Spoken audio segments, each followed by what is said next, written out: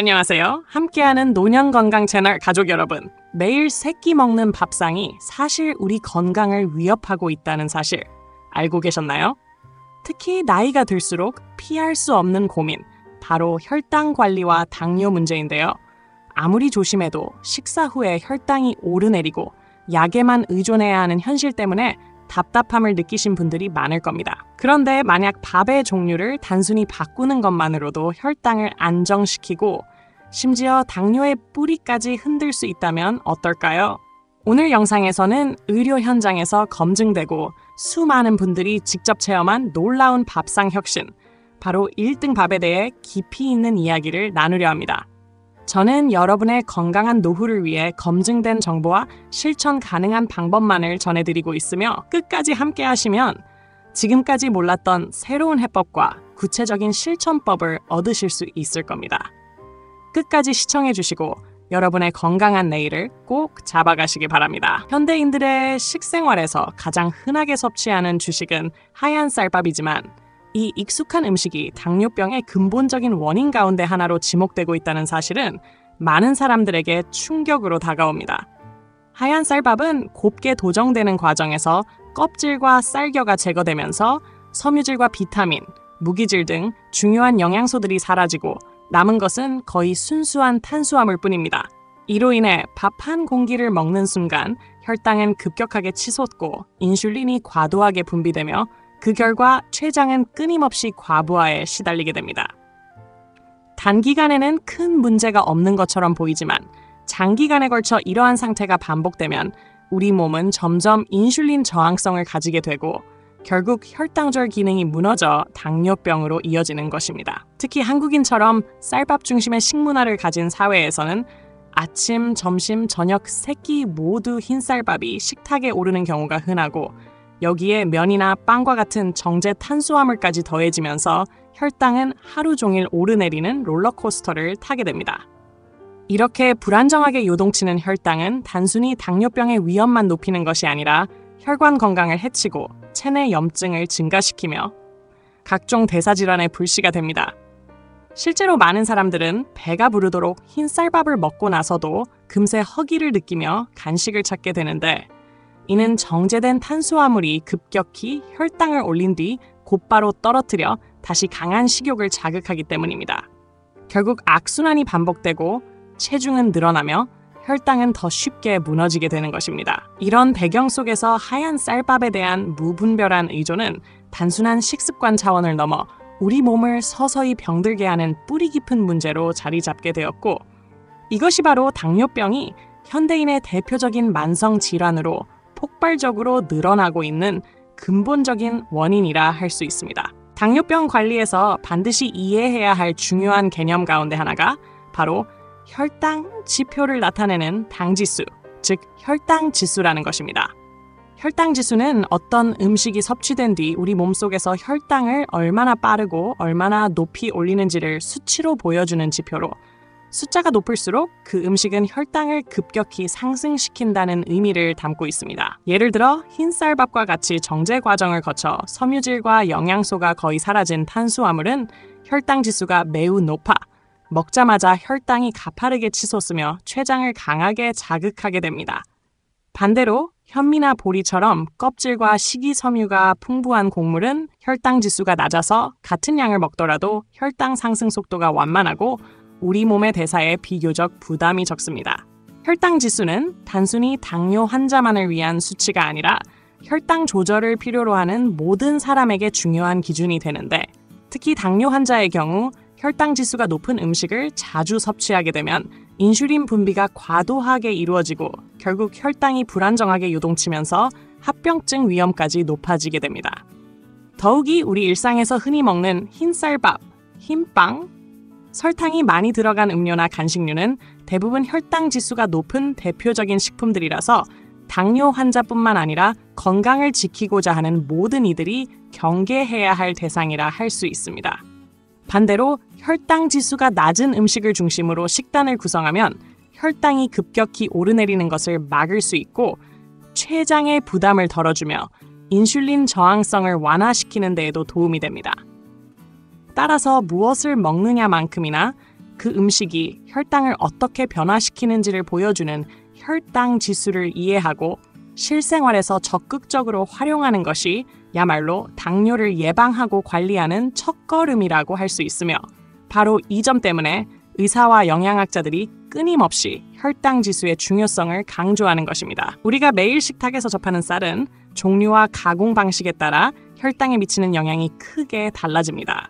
먼저 가장 흔히 먹는 흰쌀은 도정 과정에서 쌀겨와 배아가 제거되어 섬유질과 미네랄, 비타민이 거의 사라지고 순수한 전분만 남게 되므로 혈당 지수가 높고 먹자마자 혈당을 급격히 올립니다. 반면 현미는 겉껍질만 벗겨낸 상태로 식이섬유가 풍부하여 혈당이 서서히 올라가고 포만감도 오래 지속되지만 소화가 잘 되지 않아 속이 불편하거나 가스가 차는 문제로 장기간 섭취하기 어려워하는 이들도 많습니다. 또 다른 종류인 찹쌀, 즉 글루티너스 라이스는 점성이 강하고 당 함량이 높아 혈당을 빠르게 상승시키기 때문에 당뇨 환자에게는 권장되지 않습니다.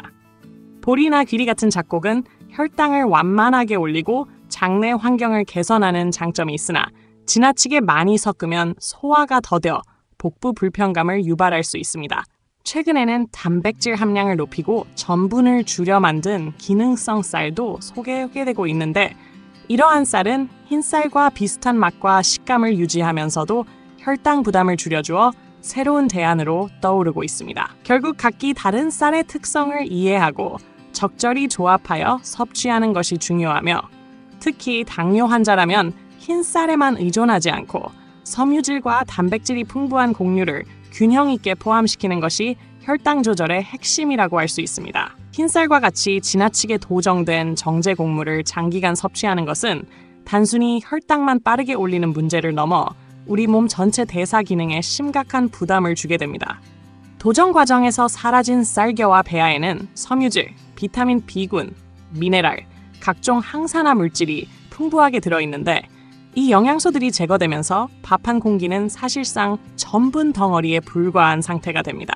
이렇게 영양 균형이 무너진 밥을 매일 반복해서 먹다 보면 혈당은 쉽게 오르내리고 췌장은 지속적으로 인슐린을 과다 분비해야 하며, 시간이 지남에 따라 인슐린 저항성이 쌓여 결국 혈당 조절 기능 자체가 무너지게 됩니다. 또한 섬유질이 부족하면 소화관의 운동성이 떨어지고 장내 유익균이 감소하며, 그 결과 변비와 같은 문제뿐 아니라 장내 독소가 축적되어 전신염증을 악화시키는 악순환이 이어집니다. 더욱이 정제된 쌀은 포만감이 오래가지 않아 밥을 먹은 지 얼마 지나지 않아 다시 허기를 느끼게 만들고, 이는 과식과 간식을 반복하게 하여 체중 증가와 지방 축적을 불러오며 결국 비만과 고혈압, 지방간 같은 대사질환의 위험까지 높여버립니다. 특히 이런 상황은 혈관 건강에도 직격탄을 날려 동맥경화를 촉진하고 심혈관 질환의 발병 가능성을 크게 끌어올립니다. 따라서 겉보기에는 깨끗하고 부드럽고 맛있는 흰쌀밥이지만 그 속에는 우리 몸의 균형을 무너뜨리고 만성 질환을 불러오는 위험이 숨어 있는 셈이며, 정제 곡물에 의존하는 식습관은 결국 우리 몸을 서서히 병들게 만드는 가장 근본적인 요인 가운데 하나라고 할 수 있습니다. 이러한 문제를 해결하기 위해 소개되는 것이 바로 당뇨 환자와 혈당 관리가 필요한 이들에게 특별히 적합한 1등 밥이라고 불리는 새로운 개념의 쌀입니다. 이 쌀은 전통적인 흰쌀과 달리 단백질 함량을 높이고 불필요한 전분 비율을 줄여 설계된 기능성 곡물로, 맛과 식감은 일반 쌀과 크게 다르지 않으면서도 혈당을 급격히 올리지 않는다는 장점이 있습니다. 실제로 콩이나 잡곡 특유의 비린 맛이나 거친 식감을 싫어하는 사람들도 거부감 없이 먹을 수 있을 정도로 부드럽고 담백하여 일상 식단에 자연스럽게 녹아듭니다. 이 1등 밥에는 식이섬유가 풍부하게 포함되어 있어 포만감을 오래 유지시켜주고 소화를 완만하게 진행시켜 혈당이 갑자기 치솟는 현상을 막아줍니다. 또한 비타민과 미네랄 같은 미량 영양소가 보존되어 있어 단순히 혈당만 관리하는 것이 아니라 전반적인 대사 건강에도 긍정적인 영향을 줍니다. 무엇보다 흰쌀밥처럼 배가 금세 꺼지지 않고 안정적인 에너지를 공급해주기 때문에 식사 후 불필요한 간식을 줄일 수 있으며, 이는 체중 관리와 인슐린 저항성 개선에도 큰 도움이 됩니다. 결국 이 1등 밥은 당뇨 환자에게는 필수적인 혈당 안정 효과를 주면서도 일반인에게는 건강한 대체 곡물로 활용될 수 있는 기존의 한계를 넘어선 새로운 밥상 혁신이라 할 수 있습니다. 이 1등 밥의 효과는 단순한 이론이나 기대에 머무르지 않고 실제 임상 경험과 연구를 통해 확인되고 있다는 점에서 더욱 주목할 만합니다.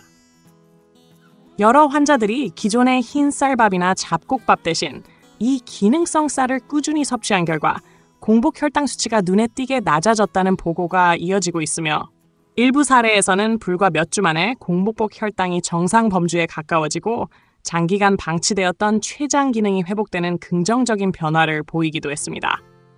특히 혈당 변동폭이 줄어들면서 식사 후 피로감이나 졸음 같은 증상이 크게 개선되었다는 경험담이 많고 혈당이 안정되면서 체중이 서서히 감소하고 혈압이나 콜레스테롤 수치까지 함께 호전되는 경우도 보고되고 있습니다.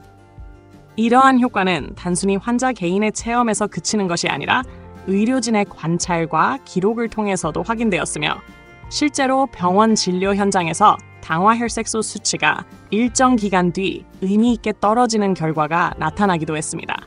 이는 곧 혈당 조절이 단순히 일시적인 변화가 아니라 장기적인 대사 건강의 개선으로 이어질 수 있음을 보여주는 강력한 증거입니다. 결국 이 1등 밥은 단순히 밥상을 바꾸는 수준을 넘어 의학적으로도 당뇨 관리와 예방에 효과적이라는 사실이 입증된 새로운 대안으로 자리 잡아가고 있으며 그 실질적인 성과가 수많은 환자들의 생활 속에서 확인되고 있다는 점에서 건강한 미래 식습관의 중요한 전환점이 되고 있습니다. 이 1등 밥을 제로 활용하기 위해서는 단순히 쌀의 종류를 바꾸는 것에서 그치지 않고 어떻게 조리하고 무엇과 함께 섭취하느냐가 매우 중요합니다.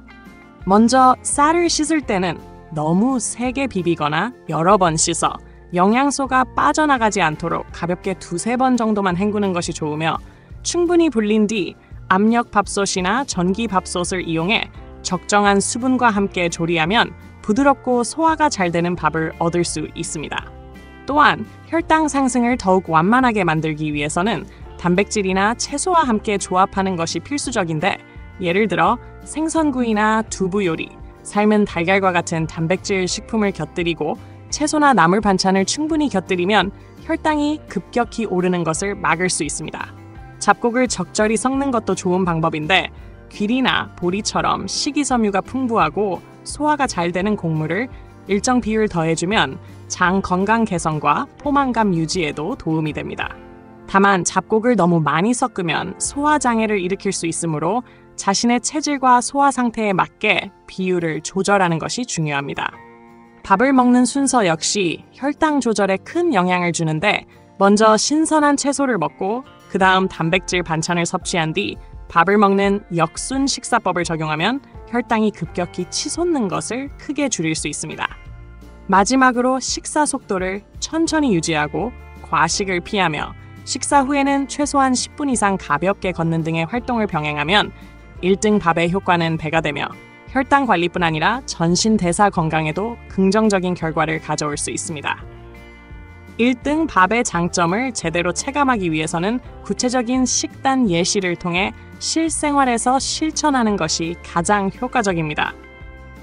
아침에는 1등 밥을 소량으로 준비하고 삶은 달걀 1개와 시금치 나물, 그리고 무염 김치와 같은 가벼운 반찬을 곁들이면 포만감은 유지하면서도 혈당이 급격히 오르는 것을 막을 수 있습니다. 점심에는 1등 밥을 기본으로 하여 구운 연어나 닭가슴살 같은 단백질 요리를 메인 반찬으로 삼고 곁들임으로는 상추, 오이, 파프리카와 같은 신선한 채소 샐러드를 함께 곁들이면 균형 잡힌 한 끼가 완성됩니다.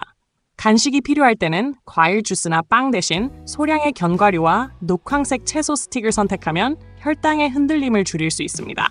저녁에는 1등 밥을 적당량만 덜어 두부조림이나 된장국 같은 단백질 반찬과 함께 먹고 나물류와 해조류 반찬을 추가하면 위에 부담을 주지 않으면서도 영양을 충분히 보충할 수 있습니다.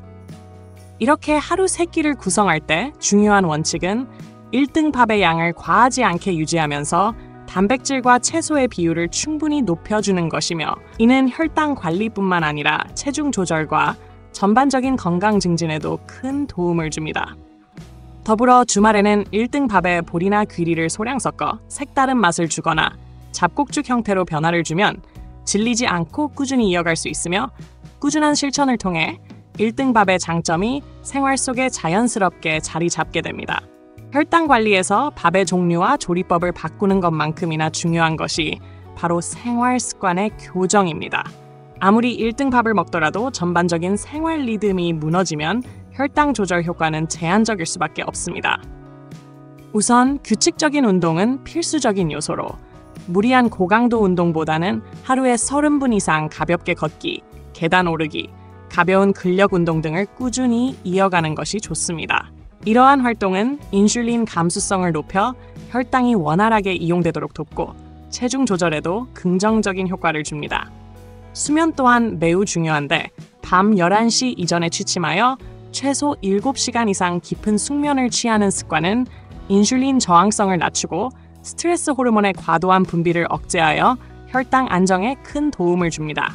더불어 저녁 식사 이후에는 최소 3시간 이상 금식을 유지한 뒤 취침하는 것이 바람직하며 이는 소화기를 비우고 수면의 질을 높여 다음 날 공복 혈당을 낮추는 데 직접적인 영향을 줍니다. 스트레스 관리 역시 소홀히 할 수 없는 부분으로 명상이나 호흡법 혹은 취미 활동을 통해 긴장을 완화하면 교감신경의 과도한 흥분을 줄여 혈당 변동을 완화할 수 있습니다. 이러한 습관들을 밥상 변화와 함께 실천하면 일시적인 혈당 조절을 넘어 전신 대사 건강이 개선되고 당뇨병으로 인한 합병증 위험도 크게 줄어들게 됩니다. 결국 1등 밥과 더불어 운동, 수면, 스트레스 관리라는 생활 습관의 세 축을 균형 있게 유지하는 것이 당뇨 관리의 핵심이자 장기적인 건강을 지키는 가장 확실한 방법이라고 할 수 있습니다. 결국 당뇨병을 뿌리 뽑는 근본적인 해답은 단순히 약이나 일시적인 관리가 아니라 일상 속에서 가장 많이 먹는 밥을 바꾸는 데에서 출발합니다. 우리가 무심코 매 끼니마다 접해온 흰쌀밥은 혈당을 빠르게 올리고 췌장의 과부하를 주어 결국 당뇨라는 만성 질환의 길로 이끌었지만 이제는 기능적으로 설계된 1등 밥을 선택함으로써 이 흐름을 되돌릴 수 있는 길이 열렸습니다. 이 밥은 혈당을 급격히 올리지 않으면서도 기존 쌀밥의 맛과 만족감을 그대로 유지해 주어 실천 가능성이 높고 실제로 수많은 사례를 통해 혈당 수치가 개선되고 생활의 활력이 회복되는 변화가 확인되었습니다. 그러나 밥만으로 모든 것이 해결되는 것은 아니며 적절한 운동, 충분한 수면, 스트레스 관리 등과 함께 어우러질 때 비로소 그 효과가 배가 됩니다. 결국 중요한 것은 의지와 선택의 문제로 매일 반복되는 작은 습관의 차이가 우리 몸의 미래를 결정합니다. 오늘부터라도 밥상을 바꾸고 생활 리듬을 조율한다면 당뇨라는 고통스러운 굴레에서 벗어나 건강하고 자유로운 삶을 되찾을 수 있으며 나아가 가족과 사회 전체의 건강을 지켜내는 데에도 크게 기여할 수 있습니다.